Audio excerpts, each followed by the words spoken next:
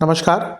ग्रहों की गोचरीय स्थिति पर रेगुलर वीडियो पाने के लिए साप्ताहिक राशिफल, मासिक राशिफल, त्रैमासिक राशिफल और ग्रहों के बाकी गोचर पर भी रेगुलर अपडेट्स पाने के लिए, जिसके हिसाब से आप अपने जीवन में थोड़ी गाइडेंस प्राप्त कर सकें, इसके लिए मेरे चैनल को अवश्य सब्सक्राइब करें। जिन लोगों ने सब्सक्राइब कर रखा है वो ऑल ये जो नोटिफिकेशन सेटिंग होती है इसको क्लिक करें, क्योंकि कभी कभी कुछ लोग बोलते हैं उनको नोटिफिकेशन नहीं मिलती। आशा करता हूँ चैनल को सब्सक्राइब करेंगे और रेगुलर वीडियोस अवश्य आप देखेंगे। नमस्कार। ओम गणेशाय नमः। ओम नमः शिवाय। मैं निखिल ज्योतिष आचार्य आप सभी का मेरे चैनल पर पुनः स्वागत करता हूँ। आशा करता हूँ कि आप सभी स्वस्थ होंगे। महादेव की कृपा आप सभी पर सदैव बनी रहे। ये वीडियो मकर यानी कि कैप्रिकॉर्न के लिए बहुत विशेष है, क्योंकि वीडियो है 26 जनवरी से 1 फरवरी 2026 के साप्ताहिक राशिफल के बारे में। कैसा रहेगा आने वाला सप्ताह मकर के लिए। जो मेरा साप्ताहिक राशिफल होता है वो प्रमुखतः चंद्रमा और उनकी गति पर आधारित होता है।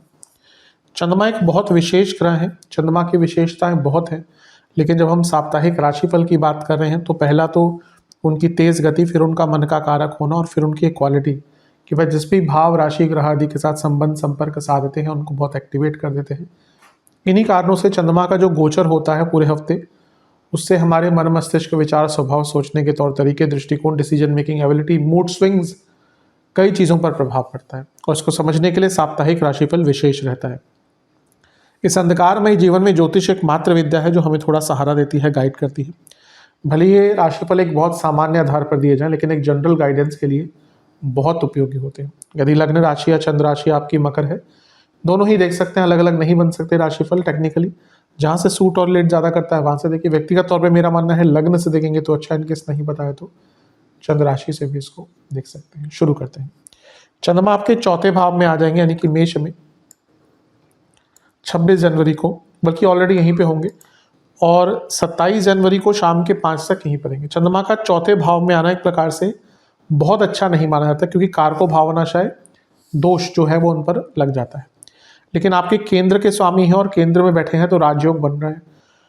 10वें से 10वें के स्वामी हैं, 10वें से सप्तम में बैठकर 10वें भाव को देखेंगे। कार्य क्षेत्र में रिकॉग्निशन और कुछ कार्य जो अपूर्ण रह रहे थे उनको पूर्ण करने की क्षमता आपके अंदर रहेगी। उच्च के मंगल भी चंद्रमा को देख रहे हैं, तो मंगल चौथे घर के स्वामी हैं, प्रॉपर्टी के कारक हैं, और चंद्रमा चौथे से चौथे के स्वामी है। ये प्रॉपर्टी संबंधित लाभ दिखाता है। और क्योंकि अष्टम से केतु देख रहे हैं तो ये पैतृक संपत्ति का कुछ विवाद चल रहा था, पैतृक संपत्ति पे कुछ कंस्ट्रक्शन, या फिर वैसे भी आपको कोई कंस्ट्रक्शन अपने घर में स्टार्ट करनी है, उसके लिए अच्छा योग है। मंगल लाभेश है और चतुर्थेश भी है। ये एसेट्स की वृद्धि दिखाता है। कुछ ना कुछ आपके घर में किसी को लाभ प्राप्त हो सकता है, आपको लाभ प्राप्त हो सकता है, तो ये बहुत अच्छा योग है। मंगल उच्च के हैं, यानी कि अच्छा, ये मंगल चौथे घर को भी देख रहे हैं, 7वें घर को भी देख रहे हैं और 7वें घर के स्वामी को भी देख रहे हैं और खुद वृद्धि के भाव के स्वामी है। तो अगर आपके ऑफिस में यहाँ पर प्रमोशन आदि की बात चलती है इस टाइम पे, तो बहुत चांसेस है कि आपको प्रमोशन मिल जाएगा और जीवन में भी एक सार्थकता रहेगी। बस प्रॉब्लम, जैसे मैंने शुरू में कहा था, चंद्रमा कारको भावनाशय दोष लगाते हैं और मंगल की दृष्टि भी है और केतु की दृष्टि भी है। ठीक है, अब मंगल भी उग्र स्वभाव के हैं, केतु भी उग्र स्वभाव के हैं। दोनों ही मंगल केतु अग्नि तत्व के ग्रह हैं और चंद्रमा मेष में बैठे हैं जो अग्नि तत्व है।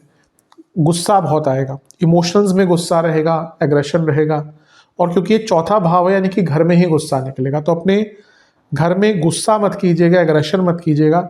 अदरवाइज तो ये टाइम आपका बहुत अच्छा है। नवांश कुंडली खुद बता रही है कि बहुत स्नेहपूर्वक चीज़ों को टैकल कीजिएगा। दशांश कुंडली कार्य क्षेत्र में थोड़ा डाउन टू अर्थ रहिएगा, वरना प्रॉब्लम हो सकती है। जहाँ तक बिजनेस की बात है, एक ही दिक्कत है कि आप अपने बिजनेस में चेंजेस नहीं ला पाते, और वो भी टाइम पे।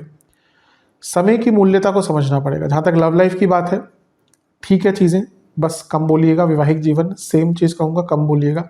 स्टूडेंट्स, अपनी ऊर्जा का सदुपयोग कीजिए, जो आजकल लग रहा है कि आप नहीं कर रहे। जहाँ तक सेहत की बात है, नसों की प्रॉब्लम, कफ की प्रॉब्लम, ब्रीदिंग इश्यूज, सर्वाष्टक में आपका लाभ स्थान वाली है।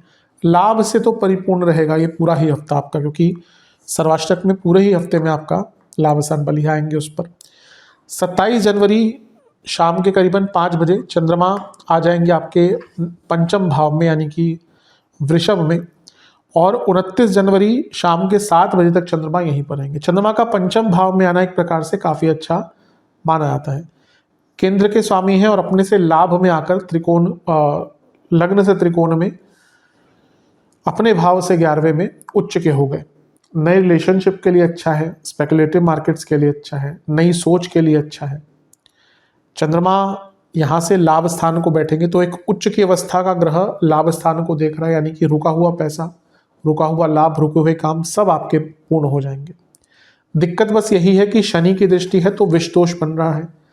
अब ये पंचम भाव है तो कभी कभी ना हम बिना किसी कारण के उदास हो जाते हैं। ऐसा कुछ प्रॉब्लम चल नहीं रही होती जीवन में, लेकिन हम उदासीनता से भर जाते हैं। ये टाइम जो है आपका वैसा ही दिख रहा है कि आप बिना किसी कारण के थोड़ा डिप्रेस्ड रहेंगे, नेगेटिव सोच होगी मन में, तो उससे आप अपने आप को जितना बचा सकते हैं उतना आपके लिए अच्छा है। अदरवाइज देखा जाए टाइम कोई आपके लिए बहुत बुरा नहीं दिख रहा। क्रिएटिविटी रहेगी। और अच्छा, चंद्रमा सप्तमी से हैं, उच्च के हैं और धन स्थान के स्वामी शनि से दृष्ट हैं, तो ये बिजनेस में बहुत लाभ दिखाता है। और यहाँ से चंद्रमा लाभ स्थान को देखेंगे तो जीवन में लाभ प्राप्ति के योग बन ही जाते हैं। नवांश कुंडली बता रही है कि अपने ऊपर विश्वास रखिएगा। दशांश कुंडली, कार्य क्षेत्र में अपने मन की बातें सामने रखिएगा, चुप मत रहिएगा। बिजनेस में बहुत अच्छा टाइम है, अथॉरिटेटिव भी रहेंगे, कॉन्फिडेंट भी रहेंगे। लव लाइफ, अपने पार्टनर को थोड़ा टाइम दीजिए। वैवाहिक जीवन, पैसों की बात पर झगड़े हो सकते हैं। अगर कोई पैसे का टॉपिक है और आप उसको इग्नोर कर रहे हैं, गलत चीज़ है, उसको डिस्कस कीजिए। स्टूडेंट्स, आप बहुत कुछ कर सकते हैं लेकिन आप अपनी संभावनाओं को खुद नहीं समझ पा रहे हैं। अपने आप को समझिए, अपने पोटेंशियल को समझिए। सेहत के दृष्टिकोण से बीपी की प्रॉब्लम, पेट के रोग और नसों के रोग बने रहेंगे। थोड़ा अपचन भी रह सकता है। सर्वाष्टक में लाभ स्थान ही बली है। हफ्ते का ये जो भाग है ये क्रिएटिविटी के साथ आप अपने धन को बढ़ा सकते हैं। 29 जनवरी शाम के 7 बजे चंद्रमा आ जाएंगे आपके छठे भाव में यानी कि मिथुन में, और 31 जनवरी शाम के 8 बजे तक चंद्रमा यहीं पर रहेंगे। चंद्रमा का छठे घर में आना मिश्रित माना जाता है, ना ही बहुत अच्छा ना ही बहुत बुरा, कुछ अच्छा कुछ बुरा। सप्तम के स्वामी अपने से 12वें में है। बिजनेस में थोड़ा सा नुकसान हो सकता है और मैरिड लाइफ में भी इसका बुरा प्रभाव रहता है। लेकिन यहाँ पे गजकेसरी योग बन गया। छठे घर में गजकेसरी योग बहुत अच्छा नहीं होता। गुरु विपरीत राजयोग बना रहे हैं। कोई विदेश का या कोई लीगल काम अगर आपका अटक रहा था उसको पूर्ण किया जा सकता है। यहाँ पर राहु की दृष्टि भी है गुरु पर और चंद्रमा पर। व्यर्थ की चिंताएं बहुत रहेंगी। सब अच्छा होगा लेकिन आप छोटी छोटी चीज़ों को लेकर भयभीत हो जाएंगे। ऐसा हो गया, ऐसा हो जाएगा, ऐसा हो जाएगा, ये हो जाएगा। धन को लेकर भले आपके बैंक में 1 करोड़ पड़ा हो लेकिन आपको लगेगा पैसा सारा खत्म हो जाएगा। गुरु साथ में है तो ईगो क्लैशेस बहुत होंगी लोगों से। घर में बहुत लड़ाई झगड़े होंगे। भाई बहनों से, कलीग से झगड़े हो सकते हैं। तो थोड़ा सा कंट्रोल कीजिएगा क्योंकि चंद्रमा छठे घर के जीवन को आगे बढ़ने का मौका देते हैं लेकिन व्यर्थ की चिंताएं करवाते ही हैं। और यहाँ पे जब गुरु के साथ है जो खुद वक्री हैं और राहु का प्रभाव भी है, अब ये राहु गुरु ओवर थिंकिंग बहुत करवाते हैं और जब व्यर्थ की चिंताएं साथ में आ गई तो फिर मन पे कंट्रोल, नियंत्रण रहता ही नहीं है। बहुत लड़ाई झगड़े हो सकते हैं, उससे बचिएगा। कन्फ्रंटेशन से बचिएगा, आर्ग्यूमेंट से बचिएगा। नवांश कुंडली बता रही है डाउन टू अर्थ रहेंगे, बहुत अच्छा रहेगा। दशांश कुंडली, कार्य क्षेत्र में बहुत बिजी रहने वाले हैं। बिजनेस में कोई रिस्क मत लीजिएगा, नुकसान होगा। लव लाइफ की जहाँ तक बात है, हर चीज़ पर रिएक्ट मत कीजिएगा वरना दिक्कत बहुत बढ़ेगी। वैवाहिक जीवन, चीज़ों को दोबारा ठीक करने का कोशिश कीजिए। कभी कभी हमें एक रीस्टार्ट देना पड़ता है। लैपटॉप नहीं ठीक चल रहा तो कभी कभी केवल उसको रीस्टार्ट कर देना, तो कभी कभी उसकी प्रॉब्लम जो है अगर छोटी मोटी नहीं, कोई बहुत बड़ी नहीं है तो ठीक हो जाता है। वैसे अगर बहुत बड़ी कोई प्रॉब्लम नहीं है तो एक रीस्टार्ट दीजिए, चीज़ों को दोबारा ठीक करने का प्रयास कीजिए। स्टूडेंट्स, फिर से कहूँगा जो अभी थोड़ी देर पहले कहता, अपना वर्थ समझिए, अपना लिमिट, अपना पोटेंशियल समझिए। आपने अपने आप को बहुत लिमिटेड कर लिया है। वो परिस्थितियों के कारण कहिए या संगत के कारण कहिए, दोनों ही दिख रहा है। सेहत, पेट के रोग, इंडाइजेशन बनी रहेगी। इन्फ्लामेशन, लिवर की प्रॉब्लम जिनको है दिक्कत बढ़ सकती है। ओवर थिंकिंग बहुत तंग करेगी। सर्वाष्टक में लाभ स्थानीय बलिए, कोई पैसा फंसा हुआ था वो पैसा आ सकता है। 31 जनवरी शाम के 8 बजे चंद्रमा आ जाएंगे आपके सप्तम भाव में यानी कि कर्क में, और सप्ताह के अंत तक यहीं पर रहेंगे। चंद्रमा का सप्तम भाव में आना एक प्रकार से काफ़ी अच्छा या बुरा दोनों ही नहीं मानता, न्यूट्रल इसको कहते हैं। लेकिन यहाँ पे चंद्रमा स्वराशि के हैं तो राजयोग बन रहा है।